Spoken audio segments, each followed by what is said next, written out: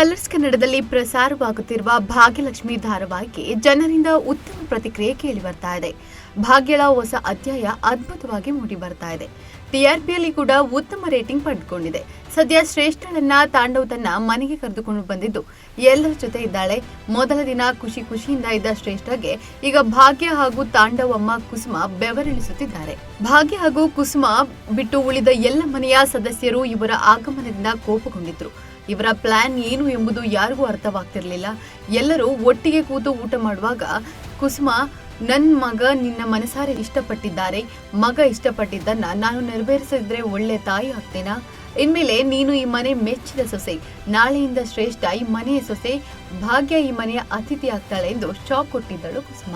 ಅದರಂತೆ ಮರುದಿನ ಇವರಿಬ್ಬರ ಪ್ಲಾನ್ ರಿವೀಲ್ ಆಗಿದೆ. ಸದಾ ಆರಾಮವಾಗಿ ಇರುತ್ತಿದ್ದ ಶ್ರೇಷ್ಠಳಿಗೆ ಸೊಸೆಯಾದವಳ ಜವಾಬ್ದಾರಿ ಹೇಗೆ ಇರುತ್ತದೆ ಎಂದು ತೋರಿಸಲು ಭಾಗ್ಯ ಹಾಗೂ ಕುಸುಮ ಮುಂದಾಗಿದ್ದಾರೆ. ಒಂದು ನಿಮಿಷ ಕೂಡ ಕುಳಿತುಕೊಳ್ಳಲು ಬಿಡದೆ ಕೆಲಸ ನೀಡ್ತಾ ಇದ್ದಾರೆ.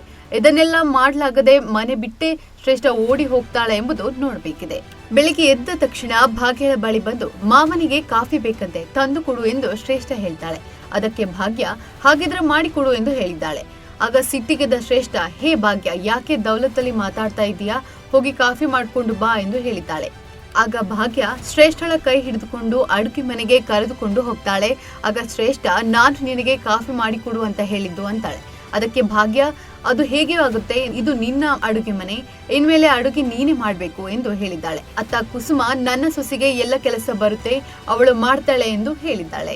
ಅದರಂತೆ ಶ್ರೇಷ್ಠ ಒಂದಿಷ್ಟು ಕೆಲಸ ಮಾಡಿ ಸುಸ್ತಾದಾಗ ಸೋಫಾ ಮೇಲೆ ಕುಳಿತುಕೊಳ್ಳಲು ಮುಂದಾಗ್ತಾಳೆ. ಆಗ ಕುಸುಮ, ಶ್ರೇಷ್ಠ, ಏನು ಕುಳಿತುಕೊಂಡು ಬಿಟ್ಟೆ ಎಂದು ಕೇಳಿದ್ದಾಳೆ. ಅದಕ್ಕೆ ಅತ್ತೆ, ಕೆಲಸ ಮುಗೀತಲ್ಲ, ಸುಸ್ತಾಯಿತು, ಹಾಗೆ ಕೂತ್ಕೊಂಡೆ ಎಂದಿದ್ದಾಳೆ.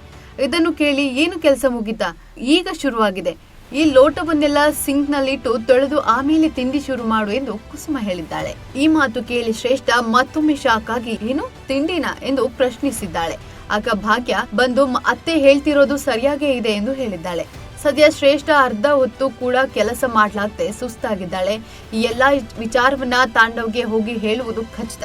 ಸದ್ಯ ತಾಂಡವ್ ಏನು ಮಾಡ್ತಾನೆ ಅಥವಾ ಶ್ರೇಷ್ಠ ಮನೆ ಬಿಟ್ಟ ಹೋಗ್ತಾಳಾ ಎಂಬುದು ಮುಂದಿನ ಸಂಚಿಕೆಯಲ್ಲಿ ನೋಡಬೇಕಿದೆ.